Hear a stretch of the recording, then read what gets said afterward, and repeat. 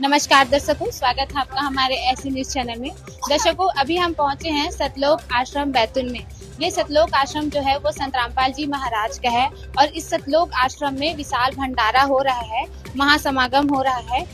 यहाँ जो आने वाले जो लोग हैं वो संत रामपाल जी महाराज के शिष्य तो हैं, लेकिन साथ ही में जो संत रामपाल जी महाराज से नहीं जुड़े हुए हैं वो भी यहाँ आए हुए हैं और समागम में शामिल हुए हैं। तो दर्शकों, जो लोग संत रामपाल जी महाराज से नाम दीक्षा लेना चाहते हैं वो किस प्रकार नाम दीक्षा ले सकते हैं और क्या क्या प्रक्रियाएं हैं नाम दीक्षा देने की, चलिए जानते हैं जी। दर्शकों, अभी हम मौजूद हैं सतलोक आश्रम बैतूल के नामदान केंद्र पे। दर्शकों, ये वही जगह है जहां से संत रामपाल जी महाराज से नाम दीक्षा लेने के लिए जो प्रक्रिया है वो यहीं से शुरू होती है। आप देख पा रहे हैं यहाँ कुछ लोग बैठे हैं। आइए इन्हीं से जानते हैं कि संत रामपाल जी महाराज से दीक्षा लेने के लिए कौन कौन सी नियमें और शर्तें हैं, संत रामपाल जी महाराज से जुड़ने के लिए क्या क्या चीज फॉलो करना पड़ता है। चलिए इनसे जानते हैं। नमस्कार सर। सर, आपका क्या नाम है, आप कहाँ से है?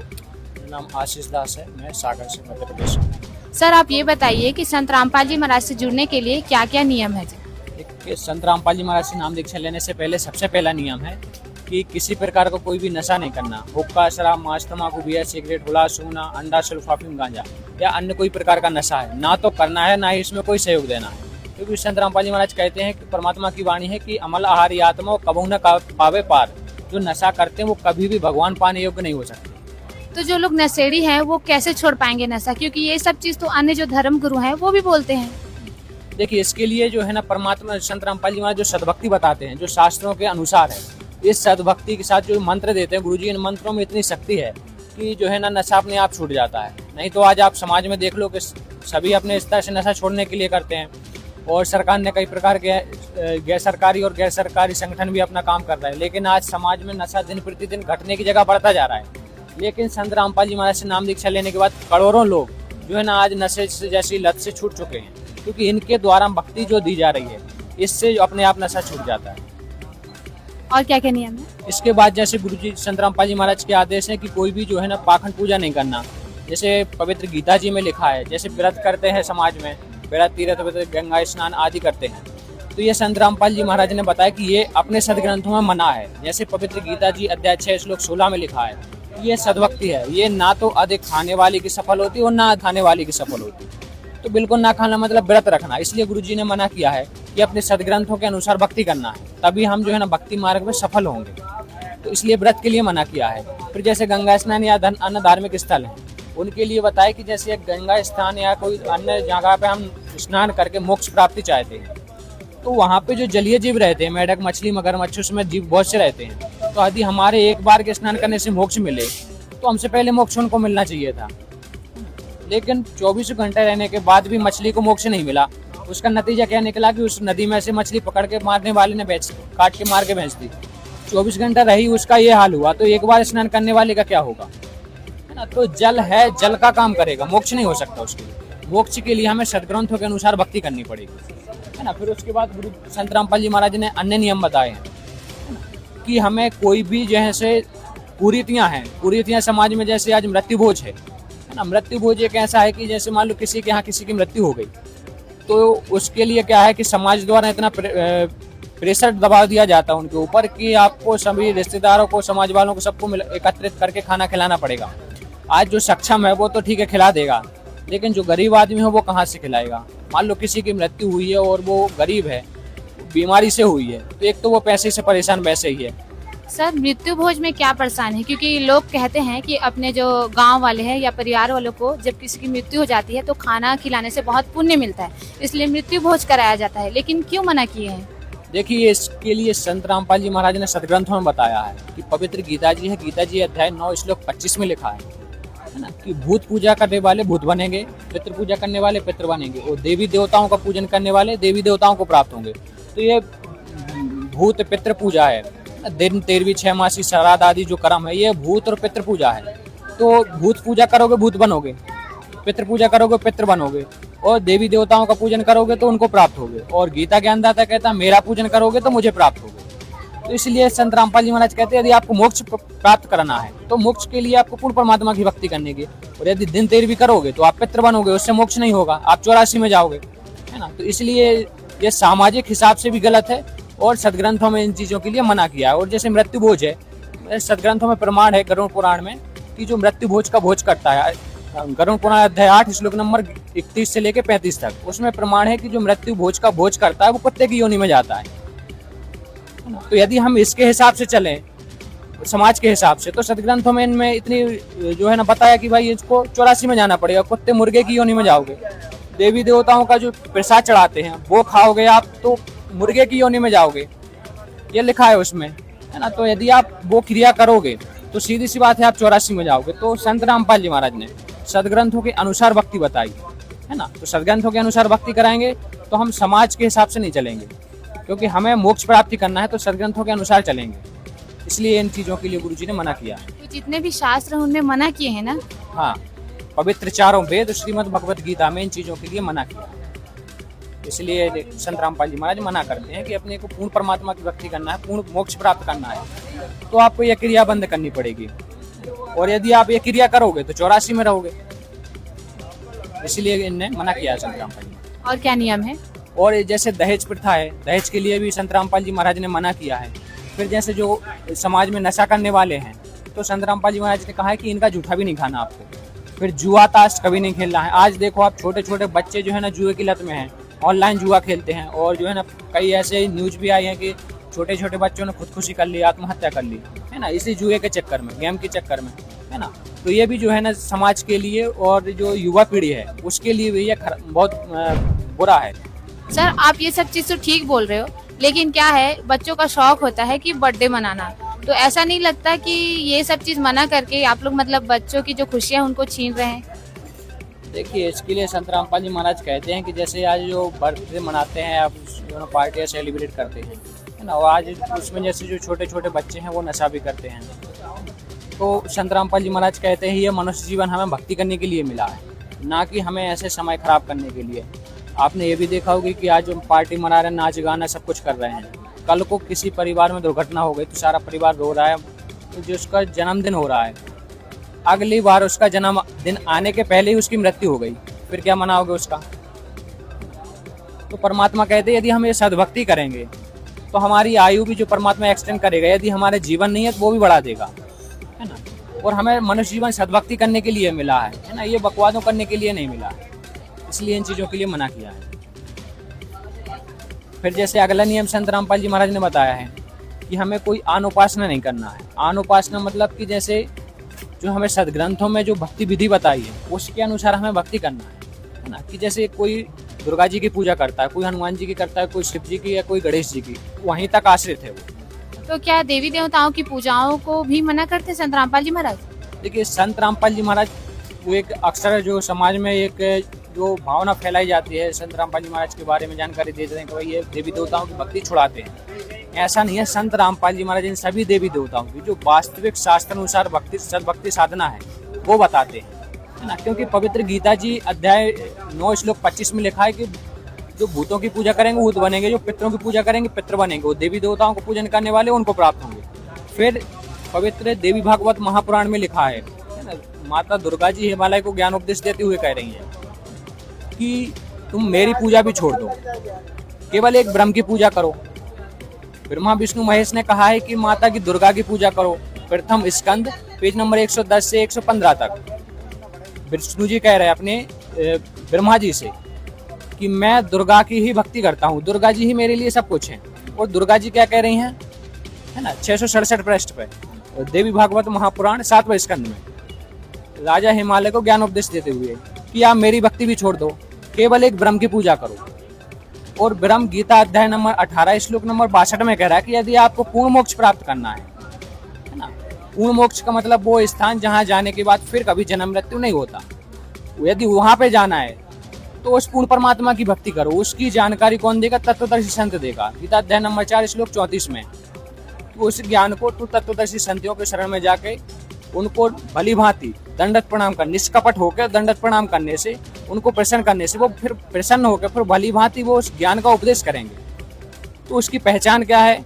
गीता अध्याय 15 श्लोक नंबर 1 से लेकर 4 में उसकी पहचान भी बता दी कि जो ऊपर को जड़ और नीचे को पत्ता रूपी संसार रूपी वृक्ष है, उसका जो भेद बता देगा वो तत्वदर्शी संत है। तो विश्व में बहुत से धर्म गुरु हैं, लेकिन उसका भेद संत रामपाल जी महाराज ने बताया है कि कबीर अक्षर पुरुष एक पेड़ है, निरंजन वाकीदार और तीनों देवा शाखाएं, ये पातरूप संसार।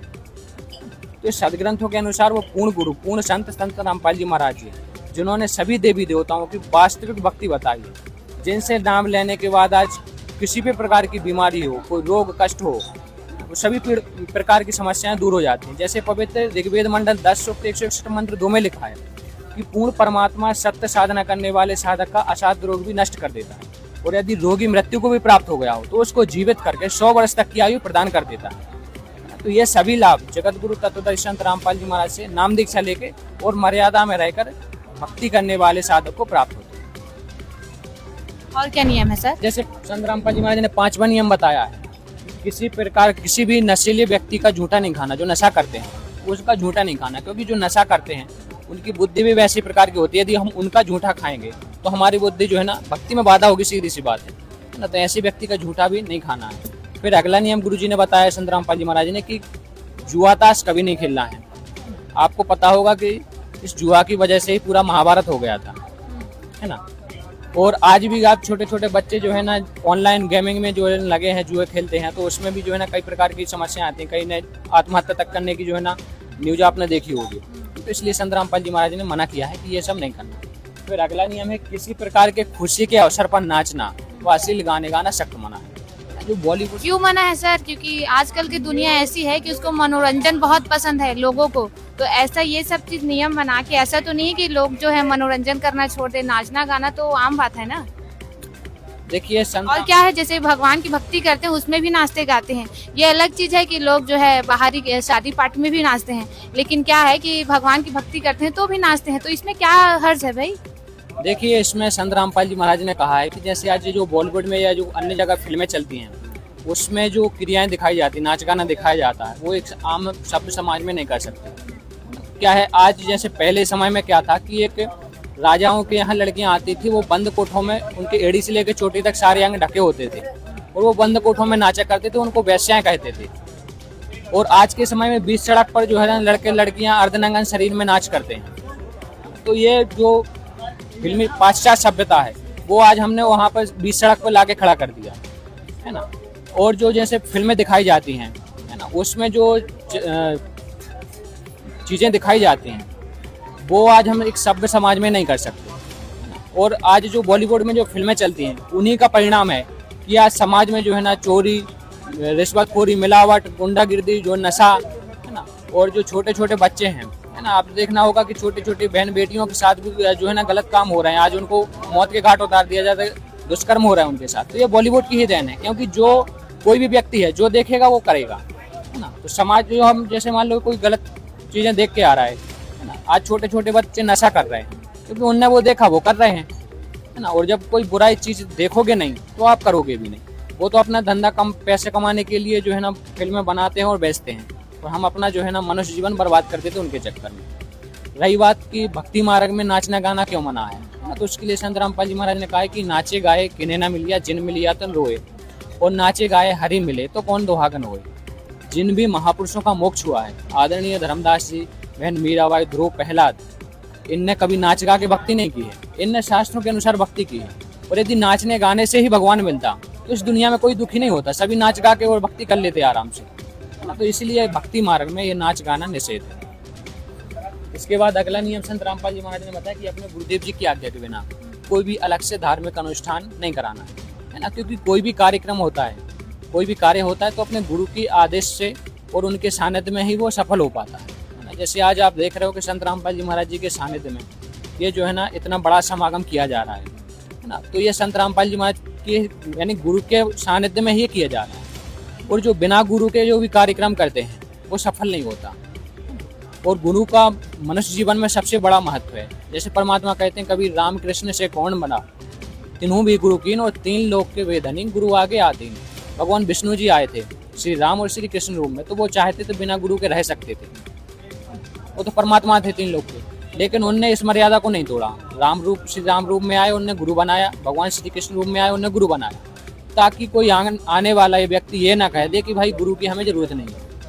तो इससे स्पष्ट होता है कि जब भगवान भी गुरु बनाते हैं आकर के, तो हम उनसे बड़े नहीं है कि हम बिना गुरु के पार हो जाएंगे। तो इसलिए मनुष्य जीवन में गुरु का सबसे बड़ा महत्व है।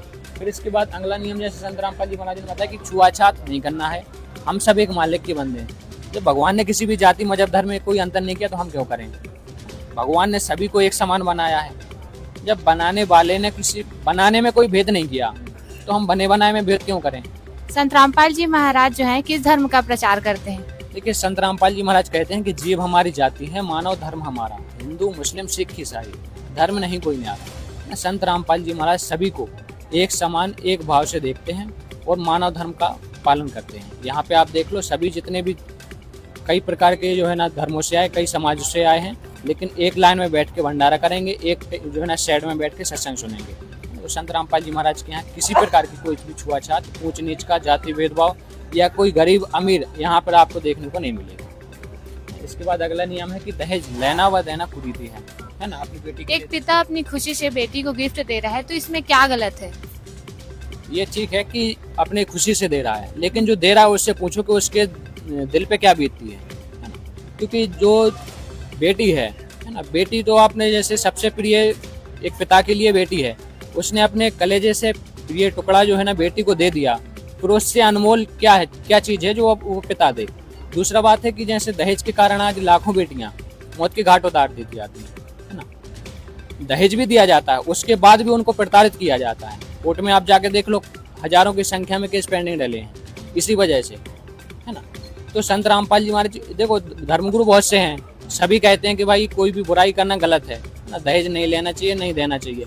सरकार ने इस पर नियम भी बना दिया, लेकिन वो समाज में लागू भी तो होना चाहिए। लेकिन संत रामपाल जी महाराज कहते नहीं, करके दिखा रहे आज, है ना। ये लाखों विवाह जो होना है आज संत रामपाल जी महाराज के सानिध्य में हो चुके हैं और आगे भी हो रहे हैं। ना 1 रुपए का दहेज लिया जाता, ना 1 रुपए का दहेज दिया जाता। सतलोक आश्रम बैतूल में भी हुआ ना दहेज मुक्त विवाह? यहाँ पर भी अभी कल ही हुआ है संत रामपाल जी महाराज के सानिध्य में 30 से ज्यादा जो है ना सामूहिक दहेज मुक्त विवाह हुए हैं। ऐसे 12 आश्रम है, 12 आश्रमों में सैकड़ों जानकारी के मुताबिक हमें पता चला है इस चीज कि यहाँ भी दहेज मुक्त विवाह हुआ है। तो यहाँ पे जो है ना हर 2 महीने के अंदर साल में 6 समागम होते हैं। सभी में जो है ना संत रामपाल जी महाराज जी के सानिध्य में दहेज मुक्त विवाह, रक्तदान शिविर, देहदान शिविर का आयोजन किया जाता है, जिसमें ना तो 1 रुपए का दहेज लिया जाता है, ना ही 1 रुपए का दहेज दिया जाता है। जैसे अगला नियम संत रामपाल जी महाराज ने बताया कि कोई वास्तुकला, ज्योतिषी, तंत्र विद्या इसके चक्कर में नहीं पड़ना है, क्योंकि ये जो जादू टोना है ना, परमात्मा संत रामपाल जी महाराज जो मंत्र देते हैं उनमें इतनी शक्ति है कि ये जादू टोना किसी भगत के ऊपर काम नहीं कर सकते। ऐसे कई प्रमाण हैं जिनने जादू टोना किया है या किसी को परेशान करने के उद्देश्य से किया है, वो आखिर खुद ही बताते हैं कि भाई आज तक मेरा मंत्र फैल नहीं हुआ और आपके ऊपर हमने शक्ति छोड़ी, है ना। वो शक्ति उल्ट के हमें ही हानि कर रही है। आज पहली बार मेरा मंत्र फैल हुआ है ना। क्योंकि जो संत रामपाल जी महाराज देते हैं ये इतने पावरफुल मंत्र रखते हैं, है ना, इसके सामने कोई भी तंत्र विद्या जो है ना, वास्तुकला, ये काम नहीं करती। तो जो भी यदि कोई हानि करता भी है तो उसके लिए हानि नहीं होती, क्योंकि जो मंत्र हैं वो सभी देवी देवताओं के मंत्र हैं। दूसरा है कि जैसे मान लो कोई ग्रह या कोई भी है परेशान करता है, कोई कहता है भाई इनको शनि ग्रह कर रहा है परेशान, कोई कर रहा है मंगल ग्रह परेशान कर रहा है। तो जो संत रामपाल जी महाराज भक्ति विधि बताते हैं, इनमें सभी देवी देवताओं के जैसे मंत्र गुरु जी देते हैं, इसके साथ हमें 3 टाइम की आरती देते हैं। तो आरती में जो जितने भी सिद्ध साधक हैं, गण हैं, देवता हैं, 9 नाथ हैं, 84 सिद्ध हैं, जितने ग्रह हैं, 33 करोड़ देवी देवता हैं, 88,000 ऋषि हैं, इन सभी की वंदना स्तुति संत रामपाल जी महाराज आरती में बताते हैं। तो जब हम इनकी प्रतिदिन आरती वंदना स्तुति करते हैं तो कोई भी ग्रह, कोई भी देवी देवता हमें परेशान नहीं करता, बल्कि हमारी वो रक्षा करते हैं। वो परेशान क्यों करते हैं कि जैसे मान लो हमने मंगल ग्रह को पूजा और शनि ग्रह की हमने भक्ति साधना नहीं की, तो वो तो हमें परेशान करेगा। लेकिन जब हम सबकी भक्ति साधना करेंगे और प्रतिदिन करेंगे तो कोई भी देवी देवता, कोई भी ग्रह, शनिचर हमें परेशान नहीं कर सकता।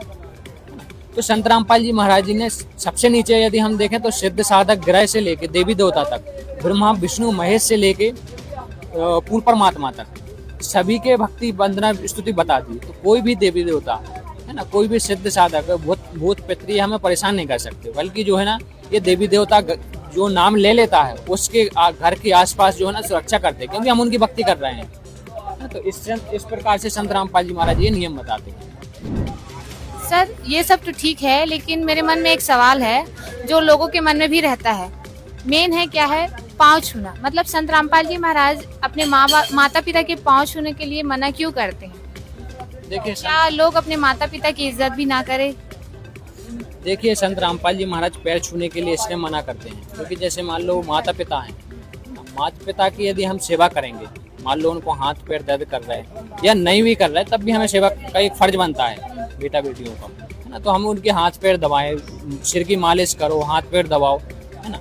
तो ये उनकी सेवा हुई। अब आपने पैर छू लिए और पिताजी कह रहे कि भाई मेरे लिए दवाई ला दो या मेरे लिए ये काम कर दो, हम वो कर नहीं रहे, तो क्या वो उनकी जो है ना, हम उनकी आज्ञा का पालन कर रहे हैं क्या? वो सेवा नहीं है। सेवा वो है जब उनके लिए ज़रूरत है जिस चीज़ की वो हम उपलब्ध कराएं, फिर उनके हाथ पैरों में दर्द है वो भी दबाएं। फिर दूसरा है कि जैसे मान लो माता पिता के पैर छूने के लिए मना क्यों किया, क्योंकि ये भक्ति मार्ग है। जैसे हम जो धर्मगुरु होते हैं या जो ऋषि मुनि होते हैं तो उनके पास जाते हैं, पैर छूते हैं। पैर छूते हैं तो वो हमें क्या बोलते हैं, आशीर्वाद देते हैं, खुश रहो या कोई जो भी आशीर्वाद देते हैं। तो वो जो है ना आध्यात्मिक शक्ति जो होती है, एनर्जी होती है, वो हमें उनकी मिलती है ना। और हम कोई उद्देश्य लेके जाते हैं वो सफल हो जाता है। तो ऐसे जब हम माता पिता के पैर छूते हैं, है ना, तो माता पिता कुछ तो बोलते हैं, खुश रहो, ठीक हो जाओगे, ये बोलते हैं, है ना। तो जो क्या है कि उनकी जो भक्ति साधना है, जो भक्ति उनने जिंदगी भर में की, वो अपनी उनने आशीर्वाद दे के खत्म कर दी, है ना। अब जिसके पैर छुए उसने, तो माता पिता ने उनको आशीर्वाद दे दिया। अब जो उनकी भक्ति है वो खत्म हो गई। फिर क्या हुआ कि जिंदगी भर उन्होंने भक्ति की, खूब की, लेकिन बुढ़ापे में क्या हुआ कि भाई कभी पेट दर्द कर रहा है, कभी हाथ पैर ने काम करना बंद कर दिया, या कोई बुढ़ापे में कई प्रकार की समस्याएं आती है ना। और आपने देखा होगा जो है ना बेड पर ही लेट बात करते हैं, वहीं पर जो है ना सब कुछ करना पड़ता है। जब उनने उम्र भर भक्ति की तो फिर भक्ति का नतीजा ये निकला कि वो ठीक से चल फिर भी ना पाए।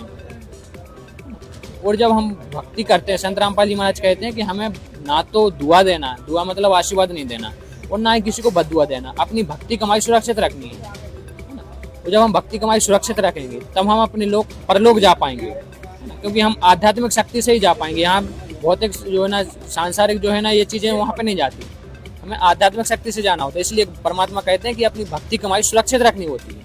और रही बात सेवा की, तो सेवा हमें माता पिता की खूब सेवा करनी है। तो ये हमें पूरा बताया गुरु जी ने कि उनके हाथ पैर भी दबाना है, उनकी किसी चीज़ की आवश्यकता है वो भी ला के देनी है, कपड़ा ला के देना है, सब कुछ पूरी व्यवस्था करना है। सर मेरा एक लास्ट क्वेश्चन है कि दुनिया से जो है संत रामपाल जी महाराज के नियम एकदम हट के है, तो लोग कैसे इसको फॉलो कर लेते हैं भाई? देखिए संत रामपाल जी महाराज कहते हैं कि जैसे एक फौज होती है, आर्मी है, तो आर्मी में वही सिलेक्ट होगा जो उसके योग्य होगा। यदि अंधे गूंगे लंगड़े उस फौज में भर्ती कर दिए जाएं तो वो खुद नहीं चल पाएंगे, तो वो लड़ाई क्या करेंगे। तो संत रामपाल जी महाराज कहते हैं जो इस मार्ग में वही आ पाएंगे जो आध्यात्मिक मार्ग में खिलाड़ी होंगे, है ना। जो परमात्मा कहते हैं 2 प्रकार से मनुष्य जीवन मिलते हैं, है ना। एक तो जो पिछले पुण्य कर्मों की वजह से, और एक 84 लाख ही होने। 84 लाख का परिणाम क्या है कि ना तो वो भक्ति करता है और ना दूसरों को करने देता है।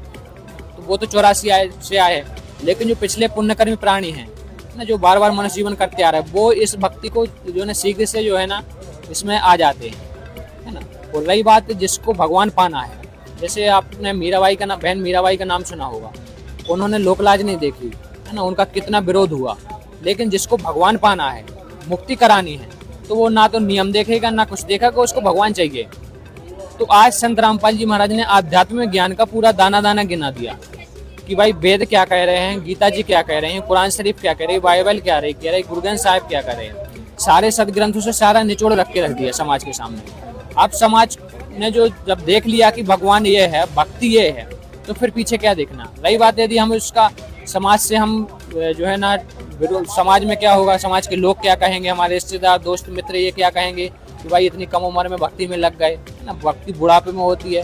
तो इस धारणा में यदि चलेंगे तो परमात्मा कहते हैं कुल करनी के कारण ये हंसा गया भिगो। और जब ये हंस कुल क्या कर लेगा, जब तू 4 पैरों का हो, मनुष्य जीवन हो छूट जाने के बाद 84 में जाएंगे, फिर वहाँ पर लोकलाज क्या रहेगी। संत रामपाल जी महाराज कहते हैं यदि हमें भक्ति करनी है और भगवान पाना है तो इन कुल की मर्यादाओं को तोड़ के और भक्ति कर सकते हैं। यदि मीराबाई ये सोचती कि हम भाई हमारे जो समाज क्या कहेगा, तो आज वो मोक्ष प्राप्त ना करके 84 में गई होती, है ना। उस समय जो भक्ति करती थी, बहनें बहुत भक्ति करती होंगी, लेकिन नाम सिर्फ मीराबाई का लिया जाता, क्योंकि उन्होंने समाज के साथ संघर्ष किया, है ना।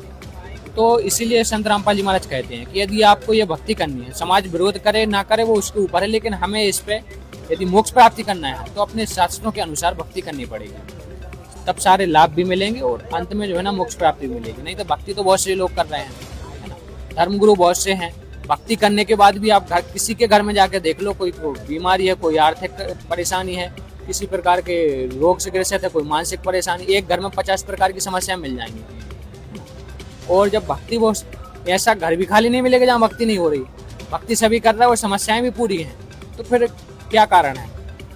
या तो वो भगवान गलत है जो भगवान सुख नहीं दे पा रहा, या फिर हमारी भक्ति गलत है जो हम भक्ति ठीक नहीं कर पा रहे। संत रामपाल जी महाराज ने इसका कारण बताया कि ना तो वो भगवान है जो हमें सुख दे सकता है और ना हम वो भक्ति कर रहे हैं जिससे हमें लाभ मिलता है। संत रामपाल जी महाराज ने शास्त्रों के अनुसार जो भक्ति विधि बताई है वो भक्ति भी सही है, वो जो पूर्ण परमात्मा कबीर साहिब जी हैं वो परमात्मा भी सही है जो हमें लाभ दे सकता है। इसलिए संत रामपाल जी महाराज से जो नाम दीक्षा लेते हैं उनको शारीरिक, आध्यात्मिक, भौतिक सभी प्रकार के लाभ प्राप्त होते हैं। यहाँ भी सुख होते हैं, वो मरने के मृत्यु उपरांत जो है ना परलोक भी उनका सुख ही होगा। सर, ये सब नियम को फॉलो करने के लिए लोग तैयार हो जाते हैं, उसके बाद क्या क्या प्रक्रिया होती है?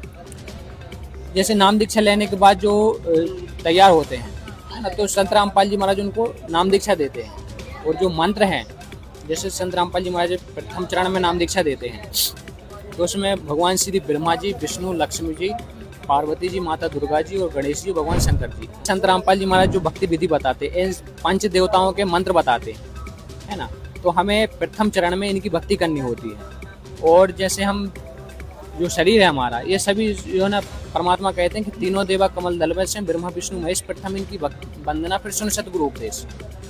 तो ये सभी देवी देवता हमारे शरीर के अंदर विराजमान है, तो हमें प्रथम चरण में इनकी भक्ति देते हैं। फिर इसके बाद दूसरा मंत्र सतनाम देते हैं। पवित्र गीता अध्याय नंबर 17 श्लोक 23 में लिखा है कि ओम तत्सत इति निर्देशा ब्राह्मणा तेन वेदाचा यज्ञाचा भेदा पुरा। उन परमात्मा को पाने के 3 मंत्र हैं। ओम तत्सत, ओम तो ये क्लियर है, तत् और सत ये सांकेतिक है। तो प्रथम चरण में 5 देवताओं की जो संत रामपाल जी महाराज भक्ति देते हैं। उसके बाद दूसरे चरण में जो तत् सांकेतिक है, जो ओम और तत्, ओम तो ये ब्रह्म का है, तत् जो परब्रह्म का है। गीता अध्याय नंबर 15 श्लोक 16-17 में 2 पुरुष बताए हैं, क्षर पुरुष और अक्षर पुरुष। 17वें अध्याय में लिखा है कि उत्तम पुरुष तो अन्न परमात्मा इति उदाहरते ये लोग प्रेम आवेश्वरा। जो तीनों लोकों में प्रवेश करके सबका धारण पोषण करता है वो तीसरा पूर्ण परमात्मा है, वो कबीर साहिब है। दूसरे चरण में ब्रह्म और परब्रह्म के ये जो है ना नाम दीक्षा दी जाती है। और तीसरे चरण में जिसको सार नाम कहते हैं वो भक्ति दी जाती है, वो तीसरे चरण में दी जाती है। वो जो है ना पूर्ण परमात्मा की भक्ति होती है। इन 3 चरणों में संत रामपाल जी महाराज नाम दीक्षा देते हैं। सर, हमारे जो दर्शक हैं उनको बताइए, क्योंकि कुछ लोग जो हैं ये मानते हैं कि जो संत रामपाल जी महाराज के नियम हैं वो बहुत कड़े हैं, बहुत कठिन है, इनको फॉलो करना बहुत मुश्किल है। इसके बारे में आप हमारे दर्शकों को क्या बोलना चाहोगे? देखिए, संत रामपाल जी महाराज कहते हैं कि ये जो नियम जिनको लग रहा है कि ये कठिन है, ये नियम कोई कठिन नहीं है। क्योंकि जिसके घर में यदि कोई बहन है, उसका पति जो है ना शराब पीता है, शराब पी के घर आता है, अपनी पत्नी को, बच्चों को मारपीट करता है। अब उसके पति ने जो नाम दीक्षा ले ली संत रामपाल जी महाराज से, और आज वो नशा छोड़ के और आज वो एक भगत बन गया। अब उस बहन से पूछो कि उसके लिए संत रामपाल जी महाराज जी के नियम क्या है। जहाँ पति यदि घर के अंदर है तो वो अपने बच्चों को लेके बाहर खड़ी है, गर्मी हो चाहे सर्दी हो चाहे कोई भी हो। उस बहन से पूछो कि उनके लिए संत रामपाल जी महाराज जी के नियम क्या है। वो नियम नहीं, उसके लिए वो एक वरदान है ना।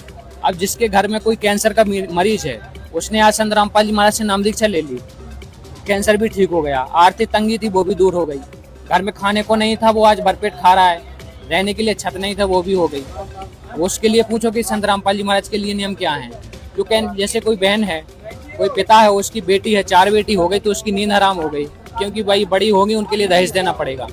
आज संत रामपाल जी महाराज ने आदेश दे दिया कि कोई भी शिष्य ना दहेज लेगा ना दहेज देगा।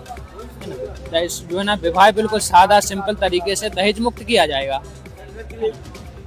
तो उसके लिए कोई नियम, ये समस्या नहीं है, उसके लिए तो वरदान है ना।